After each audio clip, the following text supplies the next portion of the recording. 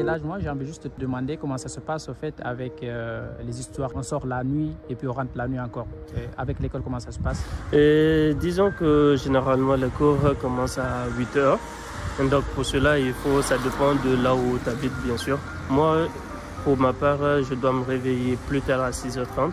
6h30, je suis déjà debout, donc histoire de m'apprêter, de prendre une douche. Ouais. Exactement.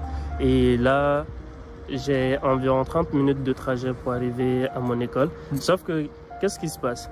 Tu te réveilles le matin, il fait déjà noir. Donc, même à 8 heures, il fait déjà noir. Donc, pendant l'hiver, il fait tout le temps noir. Il y a un peu de soleil à partir de 10 heures, midi. Et vite fait, il n'y a pas énormément de soleil. Ouais. Et en plus de ça, le soleil se couche à quelle heure? À 16 heures. Ouais. Donc déjà à 16 heures, il n'y a pratiquement pas de soleil. Et tu passes tout ce temps à l'école. Donc ça fait que le matin, tu te réveilles, il fait noir. Tu rentres, il fait noir. Donc tu vois pratiquement pas de soleil. Et c'est la période la plus compliquée. Ouais.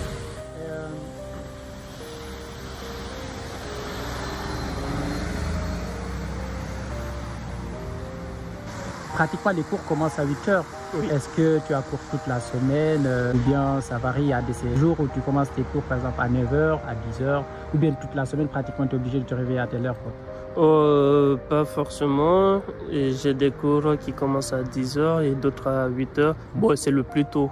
Le plus tôt c'est à 8 heures et il y a parfois à midi. Mais généralement c'est 8 heures, 10 heures.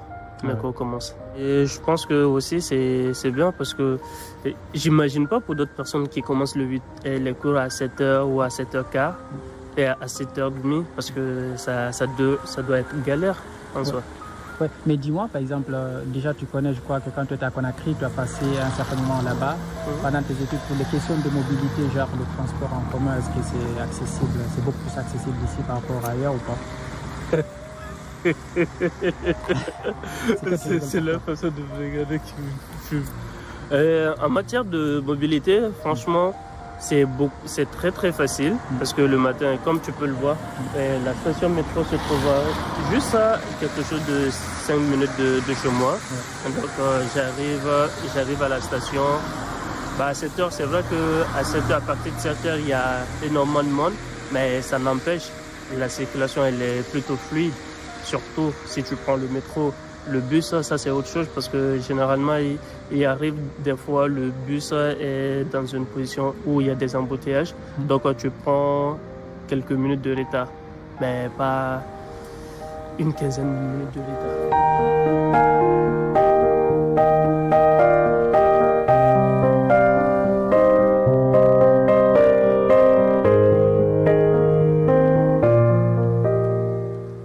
Tu te balades la nuit Ah oui, et ça me permet de me détendre.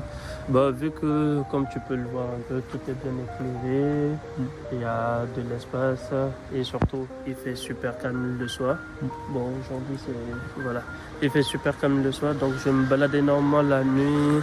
Comme ça me permet un peu de me détendre, de penser calmement, de penser à autre chose et de me sentir plus ou moins libre de la frustration de la journée. Oui, en fait, on voit en tant qu'étudiant étranger, c'est assez difficile parce que dans ton pays d'origine, on sait que là-bas, il y a beaucoup de soleil. Et tu sais que c'est totalement différent, mais au début, c'était comment? En soi, au début, vu que je suis arrivé à une période où il commençait un peu à faire froid et que je voyais tout le temps il pleuvait, ça allait encore parce que j'étais prêt, plus ou moins. Mais après cette période, pendant l'été, je voyais toujours... il pleuvait parce qu'on me disait l'été, à partir du mois de mai, il fait beau, il fait beau. Ouais. T'as vu? Et quand l'été arrive maintenant? Il pleut toujours. Même en été, la météo, elle est super bipolaire. Elle est même tripolaire, on peut dire. Ah non, c'est incroyable, c'est incroyable. Et il y a de ces jours où tu as les 4 saisons. Vraiment les 4 saisons. Wow. Il pleut, il y a le soleil qui vient après. Ensuite, il commence à faire beau, bien sûr. Et puis chaud en même temps.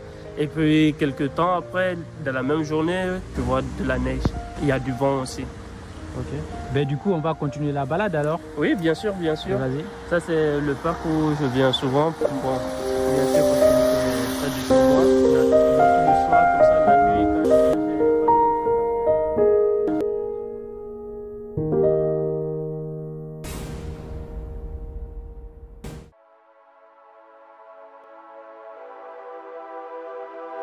Bonjour à toutes, bonjour à tous. Nous discutons ici de l'avenir de nos villes et de la construction. Comme le pensait un éminent architecte, pratiquer l'architecture, c'est aussi remettre en question les idées et croyances qui encadrent notre société. Une autre opinion soutient que transformer la ville, c'est aussi transformer la société qui l'habite. Et nous pensons que changer le monde n'est pas difficile lorsqu'on est conscient des enjeux.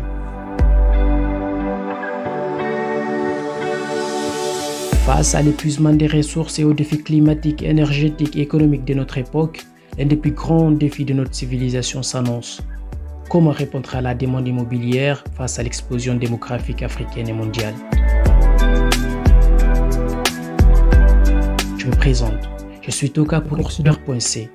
Ici, nous écoutons des philosophes, des architectes, des sociologues, des urbanistes, des économistes, des politiques et des personnes sans abri afin de redéfinir ensemble le vrai sens de l'habiter. Bienvenue.